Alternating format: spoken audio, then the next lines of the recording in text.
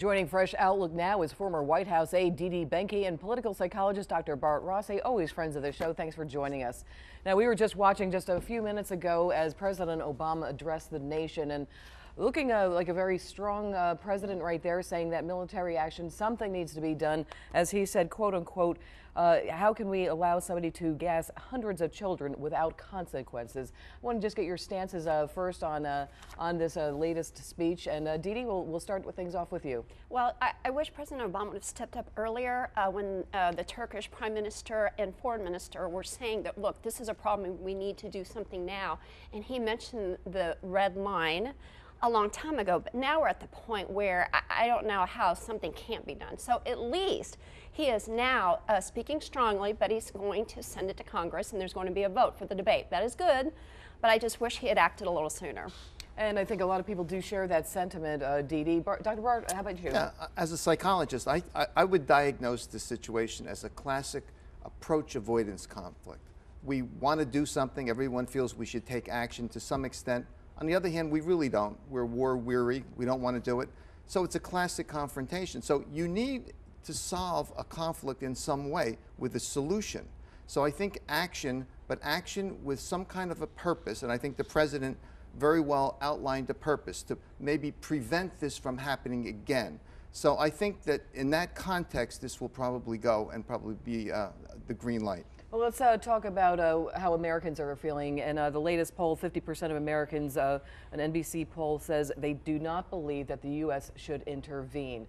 So how does President Obama this week move forward as he tries to convince Americans that this is the right thing to do? Obviously, he has to deal with Congress also, but right. Dealing with the American public. Dr. Bart? Yeah, I think he says no boots on the ground.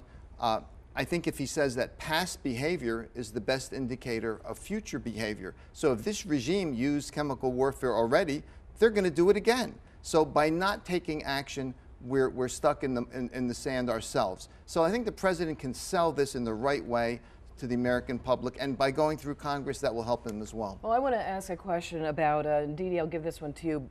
By weakening Assad, if the U.S. does strike there, are we going to be strengthening Al-Qaeda and other terrorist groups out there? Look, I mean, this is a humanitarian effort. Children are dying, they're suffering. I mean, this is chemical weapons. It's very, very serious. And again, I think we should have acted earlier. I think Turkey's right. It's like we need to act and we have to be decisive. If we're going to go, let's not halfway do it. Let's really take them down and make an effort. I think that's really important. And as far as strengthening Al-Qaeda, too bad. I mean, you know, right now people are suffering. We need to do something. That's what our country's known for. That's what we do. We try to help other countries, and I think we're in a position where we can and we should. Yeah, to kind of support what Dee Dee just said, and to your point's a really good question I hear, but I think that we can get into too many ifs and maybes and what happens with Al-Qaeda. But what is the right thing to do at the beginning? What is the right thing, at the top of this, you know? And I think that's what we have to focus on. How big of a blow was it when the British Prime Minister came out and said that they weren't going to be supporting the U.S.? Unbelievable. I got to tell you, I was like, what? I actually didn't even believe it when I heard it. I'm like, wow, Great Britain punted. You know, so that was very disappointing, actually. But, you know, I thought it was stunning. I thought it was stunning, too. But I think it goes to what's happened already with the wars in Iraq and Afghanistan, and people are really with a certain mindset, a certain thought process that they just don't want to get involved in any kind of a war setting. Yeah, but think about if their children were being, you know, tortured with chemical weapons, they may feel a little bit different. I mean, we really have to, you know, be world leaders here in this. I understand because it's so drastic and so terrible. But being a world police force is something that no one wants to buy into at this point. Well, but we've always been that way, though. I mean, I disagree with you. I mean, the United States has always had a role in trying to help countries that are in trouble. I mean, and certainly now Syria isn't in bad shape. Well, but nation building is not something that we want to go down. We don't want children being killed by chemical weapons, though. But we do have, of course, you know, and I use the wording war-weary president because of Iraq and Afghanistan, and this will certainly put him into a position of maybe perhaps staying there for perhaps a little bit longer than he anticipated, and he was supposed to stop and pull the troops out of Afghanistan. So how does he go forward this week to convince the American people? I know we touched on that. Well, I think he has to sell it in a way that's believable, and he said limited in scope. And I think that really is important, because you can punish people, you can do something, and you can keep it limited, But when you get into something like this, it's risky business. So I think that's what he's concerned about, but he has to sell it the right way. It is so risky. I mean, this could be his Johnson moment. You know, what happened with President Johnson in Vietnam.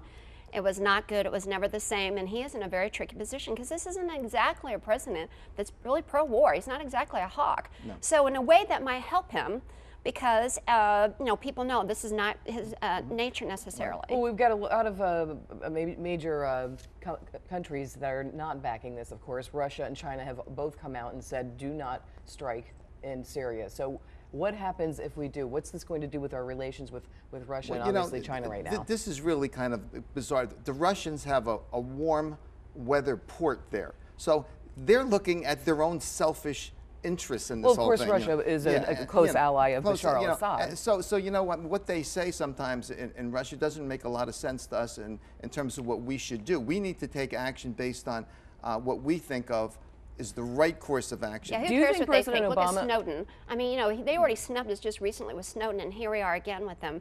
You know, we're not in good shape right now with Putin. Well, do you think that that's why that President Obama is not going to the UN with this? Because obviously Russia would veto it if they went to a vote with the UN. Do you think that's why he's going to go approach Congress this week? Well, I think it's just for, you know, Americans to bring support to them, because you mentioned the poll numbers. I mean, people are split. Americans are split down the middle with this, you know, trying to figure out, I mean, is this the right thing to do? I mean, and how would we go about it?